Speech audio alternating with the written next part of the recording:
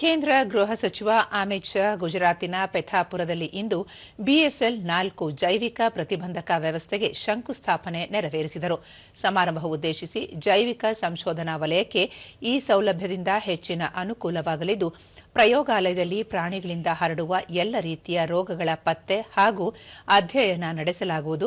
ಪುಣೆಯಲ್ಲಿರುವ virology ಕೇಂದ್ರದ ಬಳಿಕ ದೇಶದ ಎರಡನೇ ಅತ್ಯುನ್ನತ ಗುಣಮಟ್ಟದ ಪ್ರಯೋಗಾಲಯ ಇದಾಗಿದ್ದು, ದೇಶದಲ್ಲಿ ರಾಜ್ಯ ಸರ್ಕಾರವೊಂದು ಸ್ಥಾಪನೆ ಮಾಡಿದ ಮೊದಲ ಉನ್ನತ ಪ್ರಯೋಗಾಲಯವಾಗಿದೆ ಎಂದು ಹೇಳಿದರು.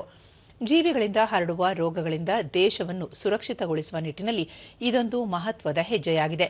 ಜೈವಿಕ ತಂತ್ರಜ್ಞಾನ ವಲಯದಲ್ಲಿ ಕಾರ್ಯನಿರ್ವಹಿಸುವ ಯುವ ಜನತೆಗೆ ಹೊಸ ಅವಕಾಶಗಳು ನಿರ್ಮಾಣವಾಗಲಿವೆ. ನಮ್ಮ ವಿಜ್ಞಾನಿಗಳಿಗೆ ಅಪಾಯಕಾರಿ ವೈರಸ್ಗಳ ಅಧ್ಯಯನಕ್ಕೆ ವಿದೇಶದ ಮೇಲಿನ ಅವಲಂಬನೆ ತಪ್ಪಲಿದೆ. ಈ ಕ್ಷೇತ್ರದಲ್ಲಿ ದೇಶ ಆತ್ಮನಿರ್ಭರವಾಗಲಿದೆ ಎಂದು ತಿಳಿಸಿದರು. ಕಳೆದ 11 ವರ್ಷಗಳಲ್ಲಿ ದೇಶದ ಜೈವಿಕ ತಂತ್ರಜ್ಞಾನ ವಲಯದ ಅಭಿವೃದ್ಧಿಗೆ ಹೆಚ್ಚಿನ ಉತ್ತೇಜನ ನೀಡಲಾಗುತ್ತಿದೆ. ಇದು ಅಪಾರ ಸಾಧ್ಯತೆಗಳ ಕ್ಷೇತ್ರವಾಗಿದ್ದು, 2024ರಲ್ಲಿ ದೇಶದ ಜೈವಿಕ ತಂತ್ರಜ್ಞಾನ ವಲಯ $166 ಬಿಲಿಯನ್ ವಹಿವಾಟು ನಡೆಸಿದೆ. ದೇಶದಲ್ಲಿ ಪ್ರಸ್ತುತ 10,000ಕ್ಕೂ ಅಧಿಕ ನವೋದ್ಯಮಗಳು ಕಾರ್ಯನಿರ್ವಹಿಸುತ್ತಿವೆ ಎಂದು ಹೇಳಿದರು. 2014 में बायोटेक क्षेत्र में काम करने वाले स्टार्टअप की संख्या 500 से कम थी. वो वेरी करती थी 400 और 500 के बीच.